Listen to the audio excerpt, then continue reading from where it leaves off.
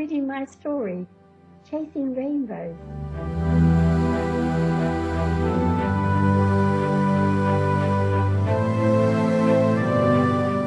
Chapter 1.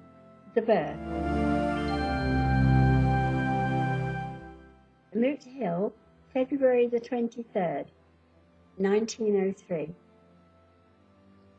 Jess watched the storm clouds materialize in the bleak February sky as yet another contraction held her in a vice-like grip, and she stood unable to move for a couple of minutes.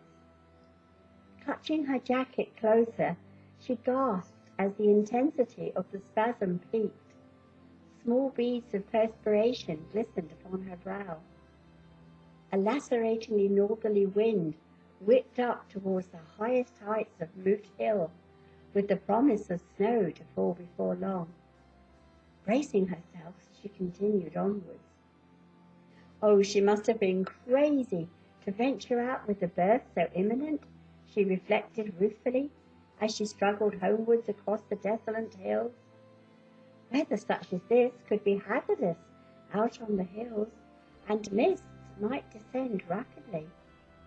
Yet, alone in the cottage, she had been restless, so she had grabbed her jacket and left.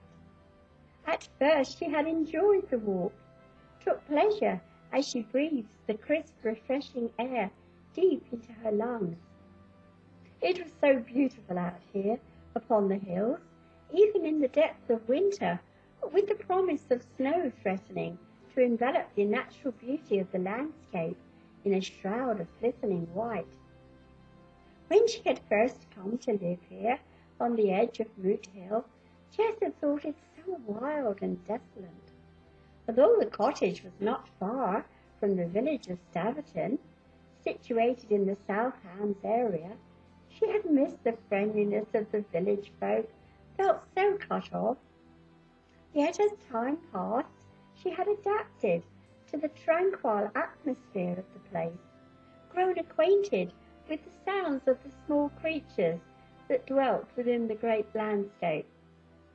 From a distance, she had delighted in watching the wild deer as they frolicked and chased one another. She had found places where she picked wild flowers, such as evening primrose or heart-shaped yellow twiggy mullein, whilst listening to the calls of the seagulls in flight as they circled high above. How she had loved to run across the soft bracken, stooping to pick the coconut-scented bright yellow gorse and purple thyme as she went, relishing in the warmth of the sun upon her face. In the distance, she had seen sheep and cattle grazing high above upon the hills, delighted in the gentle tinkle of water splashing against the pebbles in tiny streams as she passed by. Jess had come to think of it as home. Somehow she felt more at home out here than she did in the cottage. The tranquillity of the hills had awoken a glorious sense of belonging within the core of her being, and for the first time in her life she had felt perfect harmony. No matter what had passed before, she was determined to make the best of whatever life held in store for herself and her coming child. It was no use dwelling upon the past, wishing for what could never be, for she knew he was gone from her life forever.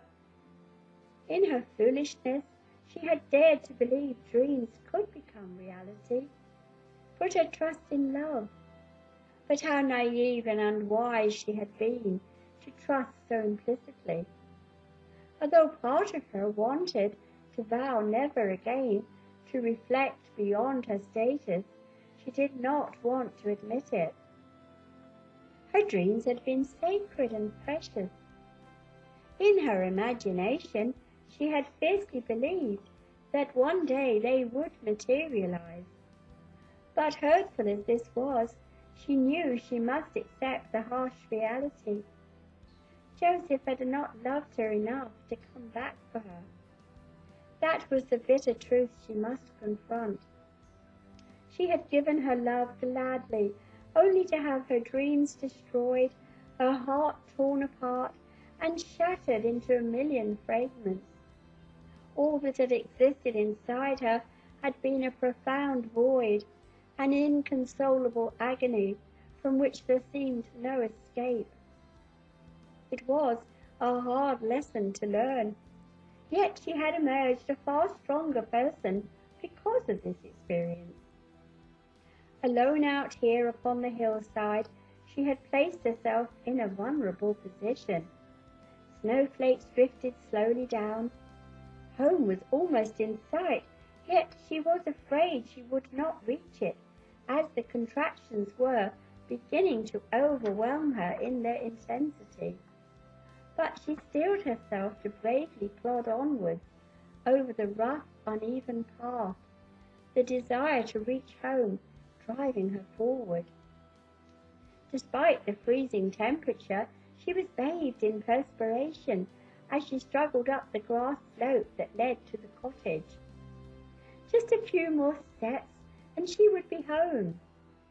Suddenly she slipped, lost her footing, felt herself rapidly falling, frantically clutching at tufts of damp grass, but it was futile.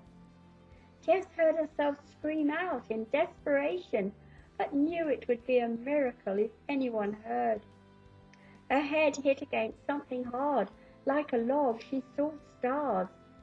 Then the darkness enveloped her, wrapping itself around her like a cloak.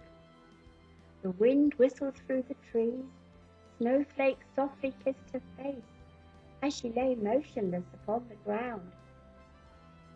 There was no knowing how long she lay there, but as she came to, she became aware of an overwhelming desire to bear down. She positioned her swollen body into a squatting position, her hands pushing against the hard ground as she prepared to deliver her baby. She felt as if she were being torn apart as her cries pierced the frosty air and she struggled to give birth. Yet there was no time to be afraid, no time to think. This baby was in a great hurry to be born. Instinct guided the girl as nature took control.